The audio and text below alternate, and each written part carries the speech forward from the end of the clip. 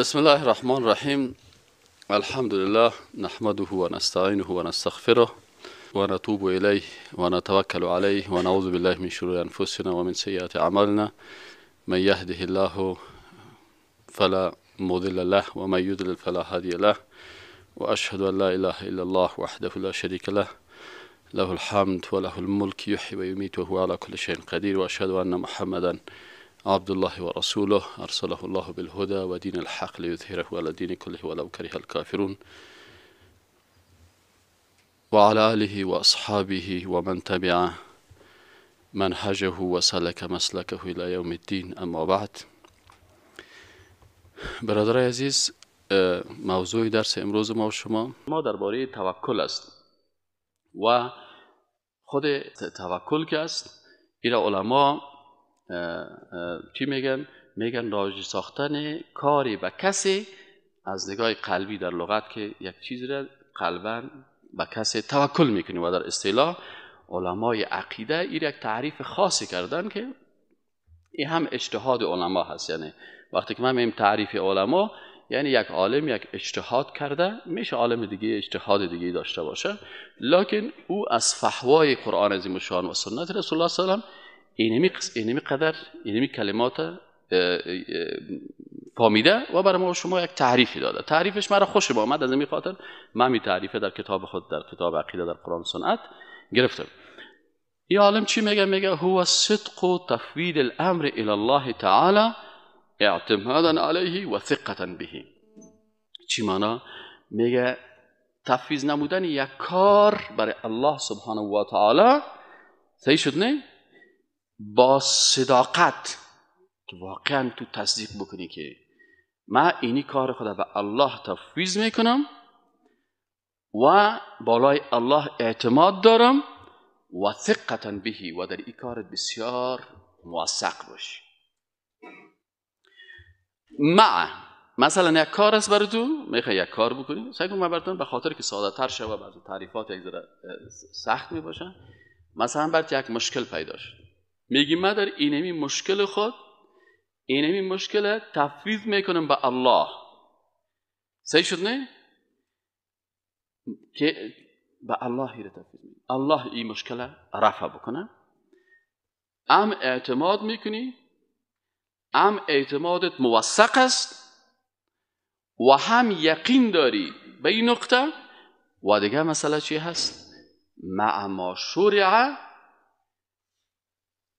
و به همراه آن چیزی که مشروع شده و مباح شده من الاسباب. سعی اینجا یک نقطه بسیار دقیق است، نقطه بسیار دقیق است. او چی هست که در این تعریف میگه؟ که توکل میکنی در یک کار، لکن مع ما شرع و اباح من الاسباب، یا شرع و ابیح من الاسباب. یعنی به امراه چی؟ به امراه گرفتن اسباب مشروع و مباح. پس توکل در تعریفش و در شرطش اینمی هست لتحصیل المنافع و دفع المضار، تا که منفعت ها بر تو جلب شود و مضرات ها از پیش تو بره. پس در این تعریف شرایطی برای توکل چی را میگیم؟ که انسان مؤمن اول در توکل، نقطه اول شرط توکل چی است؟ که تو شرط اولش چی است؟ که انسان مؤمن عقیده داشته باشد که مالک متصرف در کائنات الله هست. کسی که به کفترهای شاد شمشیره ایمان داره که متصرف است، به او توکل میکنه. کسی به یک صاحب قبر داره، به او توکل میکنه. کسی به یک شخص داره، به او توکل میکنه. اما شرط اول توکلی است که عقیده داشته باشی که مالک متصرف الله است. پس این عقیده تو منجر میشه به چی؟ به توکل به الله. همیشه سر هر کسی که عقیده داشتی، با مو چی میکنی؟ توکل میکنی. این یکی. به این خاطر پس توکل به الله که عقیده داشته باشی او مالک است، مالک دنیا الله هست، مالک من الله هست، مالک از او الله هست. پس کار ما بند از پیش از او. مالک متصرف که او را میتونه از اینمی نظرش، از فکرش، از عقیدهش تغییر بده کی است؟ الله هست. قلب از او در تصرف کی است؟ الله هست. پس اینمی عقیده را که داشتی، پس میگی پروردگارا یک مشکل دارم پیش حاجی بریالی، حاجی بریالی قلبش تو نرم بگردم. من یک چند پا کار دارم، پروردگارا تو قلب کوثر صاحب نرم بساز که برای من یک چند روپیه قرض بده. فار اگزامپل، یعنی مثال خدا احتیاج ما نکنه مکس. صحیح است؟ اینال به این شکل. پس قلب ما و قلب استاد کوثر و قلب حاجی بریالی و قلب دیگه کلگی به تصرف مالکش کی است؟ الله هست. متصرفش کی است؟ الله هست. کی میتونه این قلبا را تغییر بده از یک حالت به حالت دیگه؟ الله میتونه. پس وقتی که این عقیده را داشتیم، توکل به کی میکنیم؟ به استاد کوثر، حاجی بریالی یا به الله؟ به الله میکنیم. از این خاطر این شرط اول چی است؟ شرط اول متوکلین و علی الله فلیتوکل المتوکلون. چیزه؟ شرط اول چی است؟ که تو به مالک بودن و متصرف بودن الله. از این خاطر مشکلی که در بین کسایی که به غیر الله توکل میکنن که یا مالک متصرف الله را عقیده نمیکنن، در زبانت حمد گویا، بر دلت پیدا صنم، ای به باطن کافر و ظاهر مسلمانی چی سود. بسیاری کساست دمی دستش تسبیح است، اما تو چی که تو قسم میکنه. یک روز یک کسی است برای ما چی قسم است؟ ما یک قسم عادت داریم، یگان دفعه ما گفتم بیا دقیقاً بسیار ببخشید یا سم برو ذکر الله را بکن، فکر ذکر تو به الله بگو، اینجا بیشی تا سبب مر الابته بارگی ما بریم یگان اون طرف سعی کنم. یا خیسای که ما گپ بزنی این تو که دانت بان این چه قسم است که دانت فرفر میکنه و فکرت به گپای ما هست. زدستش تسبیح است و برام میگم ما با گپ زدم میگم گفتم این چه قسم است؟ من نمیفهمم. اگر کسی ذکر میکنه، ذکر او است که وقتی که میگی سبحان الله، متخیل سبحان الله سبحان الله سبحان الله سبحان الله پاک است الله والحمد لله و حمد ثنا و صفات مخصوص الله است و لا اله معنی هیچ کسی که ذاتش عبادت شه و قانونش تطبیق شه الا الله. اینا با قلبت داری دیگه. وقتی که با قلب دیگه باشه، عظمت خالق در قلبت باشه، می قسم که در زبانت است، پس تو جرأت پیدا نمیکنی که تو ما گپ بزنی یا به گپای ما گوش میگیری. میریم اینجا گوشه میشین، من میگم استاد تو یک دقیقه چوب بشی که من یک 5 دقیقه با الله اینجا ذکر میکنی. اما ای که ذکر میکنی این بعضی اوقاتی قسمش. از این خاطر کسایی که مشکلشان نمی هست که توکل به غیر الله میکنه، به عوض ازی که در خوانش قرآن است و نزل من القرآن ما هو شفاء و رحمت للمؤمنین، عوضی که شفا و رحمت از قرآن با توکل به الله بخواه، از این موتر میگیرم میرم صاحب غزنی، میرم صاحب مزار، میرم صاحب شپول بابا، میرم صاحب فلانی بابا. پس معلوم چی شد که این بد مالک بودن و متصرف بودن الله سم انوس عقیده نکرده. به خاطر چی؟ به خاطر ازی که اگر پرسانش کنید صحیح 40 سال ملایی کرده، اما اگر برش بوی 40 ساعت درس عقیده خواندی مشکلی است. 40 ساعت نخوانده، 40 ساعت نخوانده. از این خاطر مشکل کسایی که قرآن نمیخوانن، سنت نمیخوانن، همیشه از قصه‌هایشان میفهمی. 2 ساعت کتش قصه کو یک دفعه نمیگه الله تو گفت، نمیگه که رسول الله تو گفت، والا فلانی شیخ تو گفت، بیتار تو گفت، عطار تو گفت، نابغه تو گفت، زبیانی تو گفت، فلانی تو گفت، فلانی تو گفت. یک روز یک مجلس شیشتم یک نفر میگه که ماچم مارکس تو گفت، که لنین تو گفت، که فلانی تو گفت، فلانی تو گفت. یک دفعه نگفتی که رسول الله صلی الله علیه و سلم این تو گفت. از صحیح بخاری چی بدیدی؟ این حال پس شرط اول در چی هست؟ در توکل که به مالک بودن و متصرف بودن الله در کائنات عقیده داشته باشه. کی میتونه یافتاب کنترل بکنه؟ کی میتونه کی محتاب کنترل میکنه؟ کی رو تغییر میده؟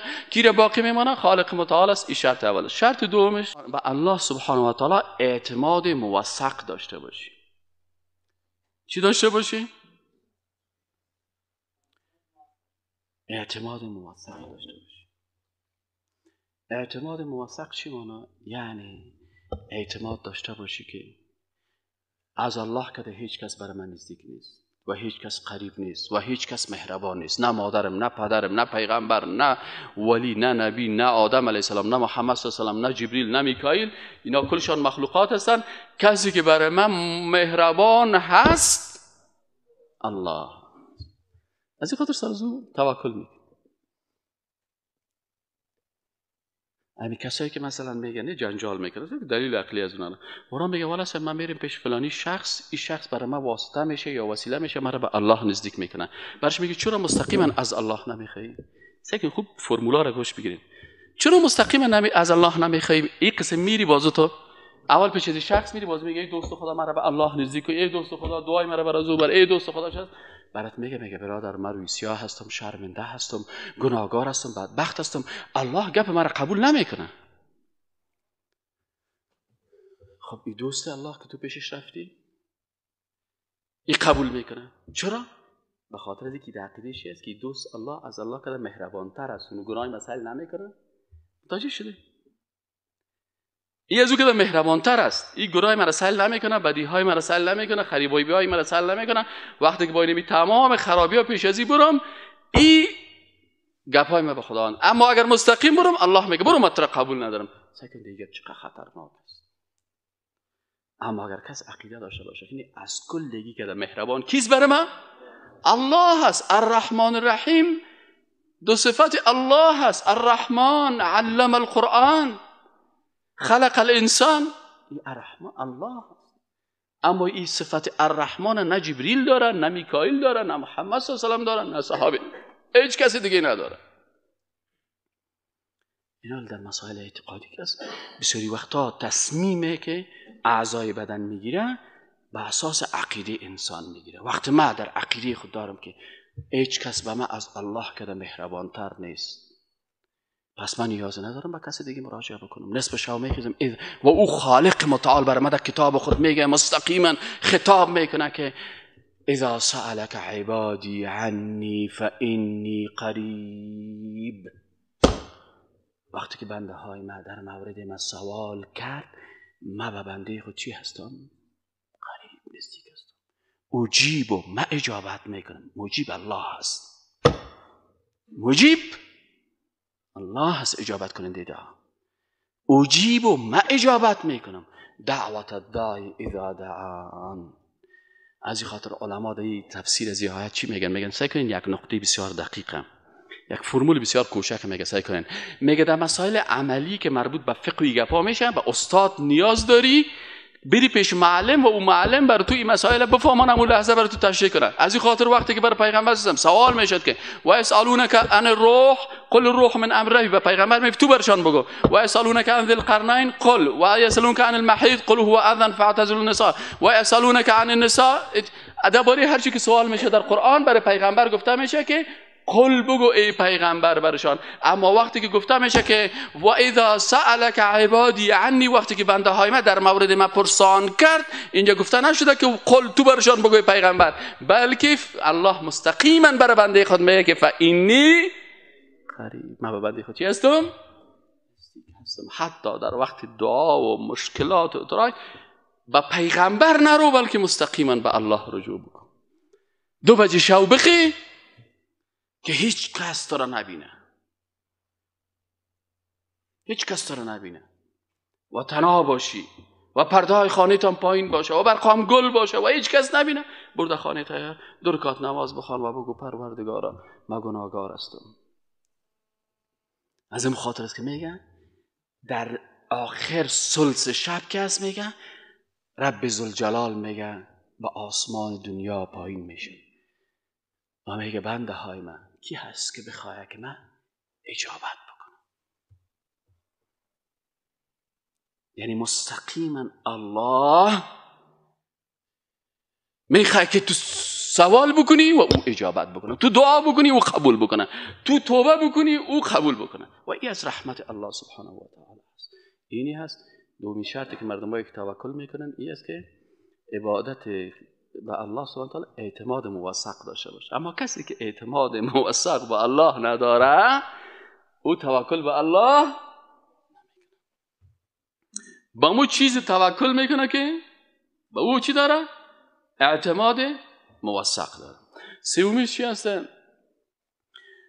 این عبادت قلبی، چون امی توکل کس این عبادت قلبی هست. این عبادت قلبی منجر به چی میشه؟ به عبادتهای عملی در زندگی روزانه میشه. در وقت مشکلات اینمی عبادت قلبی را کس درست بفهمه چی میکنه؟ در زندگی عملی خود تطبیق میکنه. و اگر این نفهمید باز عملش خراب شده میره. از این خاطر تاثیر این عبادت در قلب منجر میشه که قلب داره. ببینید یک قاعده هست، این هم باید خوب دقیق بفهمین ما و شما. شاید بعضی اوقات از طرف ساینسدانا و از طرف استادا و پروفسورها و از بعضی کسایی که تو قرآن نمیفهمن او تو سوال پیدا شود که والا بسیاری وقتا ما بسیاری مسائل که است این خود ما با فکر خود با مغز خود با این حل میکنیم. صحیح نه؟ در قرآن چرا همیشه گفته که قلوب قلوب قلوب قلب قلب من اتى الله بقلب سلیم؟ چرا قلب؟ فکر کنید اعضای بدن انسان مثل اعضای کابینه هستند. چی هستند؟ کابینه هستند. اینا کار میکنن. قوه اجرایی وجود شما هستند. دماغ که است این قوای مقننه هست، این تجزیه میکنه، تحلیل میکنه. مثلا بر تو میگه که تو چشمت کار کرد، کتاب خواندی، نماز نماز نماز نماز، عقلت برات فهمید که نماز یک چیز خوب است. صحیح است؟ پس عقل و فکر و اندیشه این کار خود کرد که نماز چیز خوب است. آن قوی تصمیم گیرنده یا رئیس جمهور کی هست؟ قلب است. قلب این حال برات میگه بخوان یا نخوان. از این خاطر بسیاری کسا هست که از نگاه ایدئولوژی میفهمه که اسلام خوب دین است، لکن قلبش برش اجازه نمیده که تصدیق بکنه و به او عمل بکنه. از این خاطر در قرآن چی میگه؟ الا من اتى الله بقلب سلیم. اگر رئیس جمهور خنثی بود کل ملتش چی است؟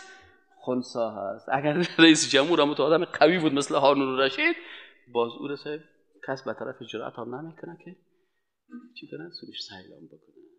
پس قلب رئیس جمهور است. اگر قلب از دست دادیم، از این خاطر محمد قطب در یک کتاب خود بسیار خوبش میگه وقتی که دشمن حمله کرد، یکی حصاری است که تو در خانه هستی، میگه در آمد در این خانه دشمن. صحیح نه؟ دوم حصار بدنت است، میگه سر بدنت هم اشغال کرد، دستایت بسته کرد، شخ برد تا در گوانتانامو. سومین حصاری که مسلمان داره قلبش است. چند حصار داریم؟ 3 حصار. یکی خانه، یکی بدن، یکی قلب. میگه مسلمان کوشش کو که قلبت از دست ندی. از این خاطر اگر قلبت از دست دادی باز از دایره ایمان چی میشی؟ بسیاری وقتا شده که مسلمان ها وطنش اشغال شده، بعضی وقتا شده که وطنش هم اشغال شده، خودش هم چی شده؟ دست و پایش بندی شده، لکن قلب خود از دست نداد. از این خاطر سعی کنید امی گپ محمد قطب 14 قرن قبل حضرت بلال رضی الله تعالی عنه در مقابل امیه ابن خلف میگن. امیه ابن خلف میره پیش حضرت بلال بسته میکنه، سر شکمش یک سنگ میمانه و ورش میگه تو غلام هستی، ما تو خریدیم با پیسه خریدیم، وزیر دست هستی، تو در تصرف ما هستی. بلال حبشی برش میگه درست است، ما وجودم کلش در تصرف تو هست، تو خریدی، من غلامت هستم، دستم مشکری، پایم مشکری، لکن آنچه که در تصرف من است قلب من است و این تو به دست گرفتن نمیتونی. هر قدر که فیصله می از این خاطر هر قدر که امیه سر بدن از این فشار میبرد به مو اندازه بلال حبشی چی میگفت؟ اوه احد احد احد احد احد احد. میگه این قلب من است، من قلبم بر تو دادن نمیتونم، و تو مالک متصرف قلب من الله. از این خاطر دشمن بعضی اوقات فکرتون باشه، بعضی اوقات نفرای یونایتد استیت اساسا کار میکنن با جنگ فکری که قلبت رو چی کنن؟ نه والا صاحب امریکایا باشه، خوب از خارجی ها باشه، ما باید کتشان پیمان امضا بکنیم. این صاحب زدی قلبت پنچر کردی. چی کردی؟ وقت قلب که پنچر شد رو کس پیوند نام کرده نمیدارن، خلاص کلامت خلاص. از این خاطر ایرام گرفت حصار آخری چی است؟ او رو باید در تصرفت داشته باشه. این حال کسی که قلبش با الله باشه، وقتی که قلب با الله بود اعضای بدن کسی است. از این خاطر بسیاری وقتا در مسائل اخلاقی متوجه باشین. وقتی که ما درس نظام اخلاقی اسلام میگیم، در مسائل اخلاقی چرا زبان ما غلط استعمال میشه؟ چرا مثلا غیبت تو را میکنم، مثلا دیدی که من غیبت تو را کردم، من بدگویی تو را کردم، من مثلا سر یک کس شخم زدم، سر یک کس، چرا علتش چی هست؟ ببین اگر قلب پاک باشه غیبت نمیکنه. زبان میگه من ملامت نیستم، زبان میگه من ترجمان قلب هستم. زبان چی است؟ ترجمان قلب است. دست ترجمان قلب است، چشم ترجمان قلب است، اعضای بدن ترجمان قلب است. از این خاطر که اگر قلب سالم بود، مثلا قلبا یک کسی بدت نمیاد ولو که 20 غلطی داشته باشه براش عذر پیدا میکنی، خیر است، بچه است، سرش خام است، مشکلات نداره، این گپ است، خیر. اما اگه قلبت مردار شد، یک آدمی که بسیار خوب آدم باشه برای چی شروع میکنی؟ یک کسی خوشت میاد؟ ما بسیار دوستا رو تجربه کردیم. وقتی که ما بودم ما خوشش آمدیم، خوب خوشش میاد. ایبای ما خوبم تو هر روز برش خنده میگن، ما مزاق یک روز نگفته استاد نکنش خنده، نکن مزاق، نکن کار خرابه. چرا نمیگه؟ به خاطر ازی که ما خوشش میاد. تمام بدیهای ما به نظر چی جلوه میکنن. خب حالا که یک روز یکی از گپا مختلف شدیم و مثلا منفعت‌های شخصی خراب شد، حالا ما بعدش میایم، حالا سب تبلیغمون بعدش میاد، درس عقیده‌مون بعدش میاد، کارامون بعدش میاد، فلانی هم فلانی. چرا مشکل در کجا پیدا شد؟ از این خاطر چرا غیبت میکنیم؟ آدمی که غیبت میکنه قلب پاک نداره، قلبش چتل شده. باید قلب خدا چی کنه؟ پاک کنه. رشخند میزنه. اگه قلب پاک داشته باشه میگه والله مرا که خداوند خلق کرده، اگه میل مثل ازی مرا خلق میکرد من چی کردم میتونستم؟ مثلا من میل نابیدار بودم، آره میتونستم نابیداری خدا جور بکنم. من کر میبودم، آیا میتونستم خدا جور بکنم؟ کور میبودم، میتونستم چشم نمیداشتم، بینی نمیداشتم، قواره نمیداشتم، میتونستم. اما وقتی که قلبت پاک بود میگه والله صاحب اون چیزی که میشه که اونمو با عزت باشه نسبت به من. از خاطر هیچ وقت سر زورش خند نمیده. پس وقت رشخندی میگیم از این خاطر این خوب او رو باز میشه که ما شما در مسائل، اگه درس ما در مسائل اخلاقیات بود سر از زیادتر بحث بکنیم. سومی چیزی که شرط توکل است، چهارمیش که مالک اسباب و مسبب اسباب الله را بفهمیم. یعنی مالک تمام اسباب کی است؟ الله است. و این اسباب کی خلق کرده؟ پس مالک مو هست، مسبب اسباب مو هست. اونم مالک بر ما چشم داده، اونم مالک. مثلا یک نفر میگه برادر عزیز در تقدیر ما رفته که ما باید نماز نخوانم. در تقدیر تو عقل نرفته، خب عقلم جز تقدیرت است. عقلت چی میگه؟ میگه بخور یا نمیخوان. عقل خود تقدیرت خود غیب است، خبر نداره، از عقلت خبر داری. پس عقلت برات میگه که نماز بخور. چشمت در تقدیرت نرفته، خیر خداوند برای چشم داده که از این کار بگی. این مالک اسباب و مسبب اسباب الله هست. از این خاطر انسانی که بفهمه که اینمی اسباب الله خلق کرده، از این خاطر پیش دکتر میریم به خاطر از اینکه سبب است. پیش دکتر میریم، لکن بگیم شفا به دست دکتر نیست. چون بعضی اوقات است یک نفر دوا نمیکنه، میگه والا صاحب من یک مرض بسیار خطرناک داشتم خوب شدم. یک نفر پیش دکتر یک دفعه هم نرفته، الحمدلله یک دفعه خوانده سر قلبش جور شده.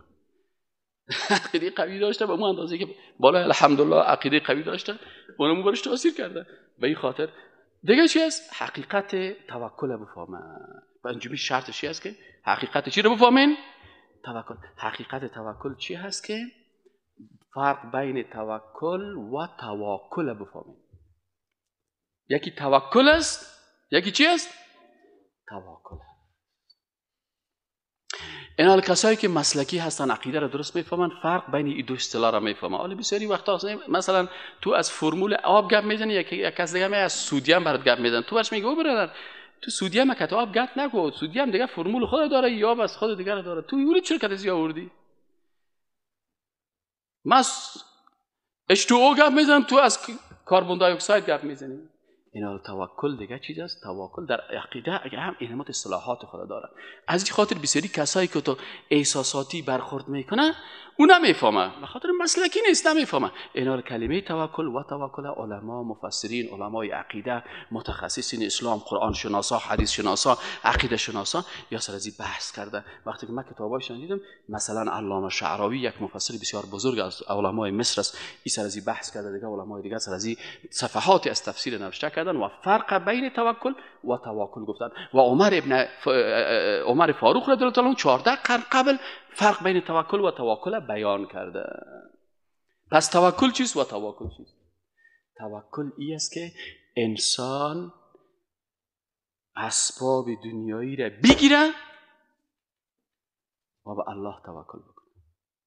دیقان زمینه زراعت بکنه، وقت به وقت آب بده، آنچه که قانون زراعت است سر زمین خود تطبیق بکنه، باز در حاصلاتش به الله توکل بکنه که خالق الله هست، روزی دهنده الله هست، به الله توکل بکنه. از این خاطر در حدیث شریف امام ترمذی از انس بن مالک رضی الله عنه روایت میکنه، میگه قال رجل یا رسول الله، میگه کس آمد پیش پیغمبر صلی الله علیه و سلم، بر پیغمبر صلی گفت که من همیشه تو رو خدا، اما تو در پشت خانه ایلا بودم، یا ریسمانش در یک جای بسته بکنم. رسول اکرم صلی الله علیه و سلم گفت که این صحابی گفت قال یا رسول الله اعقلها و اتوکل، آیا من ایره بسته کنم و توکل بکنم او اطلقها و اتوکل، یا مت علاج بتم و توکل بکنم؟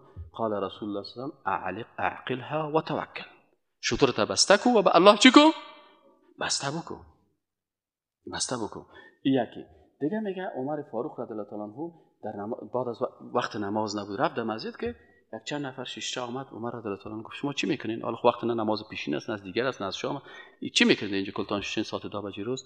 یا برشان پرسان که گفتن که نحن المتوکلون، ما توکل میکنیم به خداوند. خداوند بر ما این مسجد نانا میاره، عوام میاره، روزه می قرار شیشه نمیشه، از صبح تا شام ذکر میکنیم. میگه عمر رضی الله عنه برشان گفت نحن المتوکلون علی الله و یاتینا رزقنا، قال بل انتم المتواکلون. گفت که شما چی هستین؟ متواکل هستین. ان السماء لا تمطر ذهبا ولا فضه، آسمان طلا و نقره نمیباره که تو باز بگیری برای چیز کنی. شما متواکل هستید. پس متواکل کسی است که اسباب دنیایی را گرفته و به الله توکل میکنه، و متواکل کسی است که اسباب دنیایی را نمیگیره. از این خاطر علامه شعراوی در تفسیر خود قصه بسیار خوبش گفته بود. گفت که این مردمایی که متواکل هستند دروغگوی هستند. گفت مثلا قرار شیشه برش بخی برو کار کن، میگه کار نمیکنه. چرا کار نمیکنه؟ والا ما به خداوند توکل کردیم. باز بر این نفر که یک غوری پلو بیاری متواکل سید تو بگی بخو، بازی متواکل فوراً از دست خود کار میگیره. میگه اگه دروغگوی نمی بود باید دست خود کار نمیگرفت دیگه. قرار میشیش برای اینجا میگه بیاد که دانم. خب در قسمت اول ازی که وابتغوا الیه الوسیله، ما در قسمت اینمی آیت شریف یک سایت است به نام sultan.org. در بین از sultan.org و یا المصحف.com اینی سایت ها هستن که در اینجا قرآن شریف با ترجمه تمام زبان هاست. یک دوست از روسیه آمده بود، یکی از دعوتگرای مسلمان الحمدلله که در روسیه تقریبا چند نفر گفت ما مسلمان ساختیم و در اون جمله خانمش هم توسط از هدایت شده و امرش باز عروسی کرده، ازدواج کرده، خانمش روسی بوده. او یک قرآن شریف روسی رو من برش پیدا کردم در sultan.org. اونجا باز تمام قرآن عظیم شان ترجمهش به تمام زبان ها است، انگلیسی، چینایی، فرانسوی، آلمانی. کس ضرورت می داشته باشه با sultan.org میرید.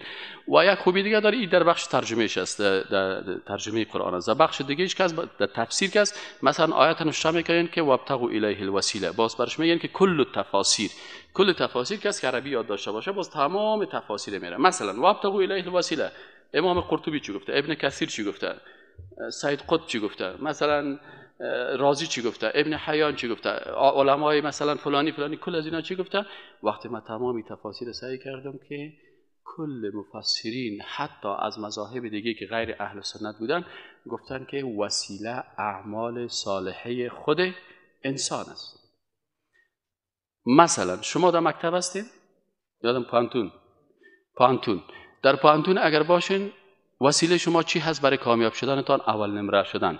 وسیله تان درس خواندنتان است، چپتر گرفتن است، در صنف حاضر شدن است، حاضری دادن. این کل اعمال صالحه خودتان در ختم سمستر استاد ارزیابی میکنه. من استاد هستم، نشته میکنم در ساعت‌های درسی من کلش حاضر بود، بنابراین فیصدی حاضریش خوبش است، فیصدی روزانه‌اش خوب است، در صنف مشارکت میکرد، اخلاق خوب داشت، جنجال نمیکرد، مشکل نداشت، کتابچه داشت، قلم داشت، چپتر داشت، سوالایی که برش دادم جواب گفت، کار خانگی روزانه را داشت، سوالای خیلی.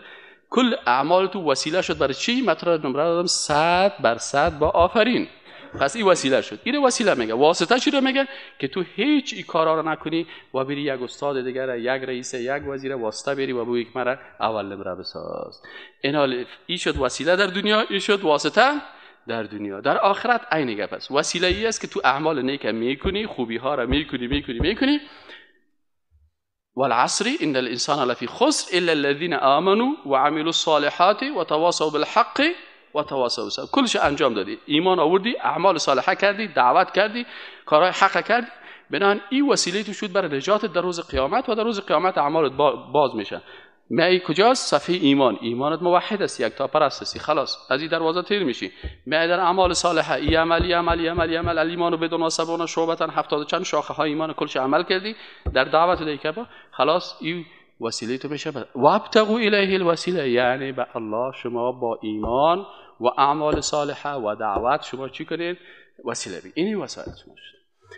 بعضی کسا این وسیله رو ترک میکنن، واسطه میکنن، نماز نمیخواد، روزه نمیگیره، اونجا آذان میتاده، شاید میشه که الله اکبر الله اکبر، حی علی الصلاه حی علی الفلاح. این صاحب کت معشوقش جرابات پایش از سرخی سفیده و آرایش کدگی هست و ایدگاه مثلا بورجی غیرت دپالیش هست، قرار ساعت چی هست، شاید شمشیر جان وارد جنت ببره. پس او واسطه‌جویی هست، او چی هست؟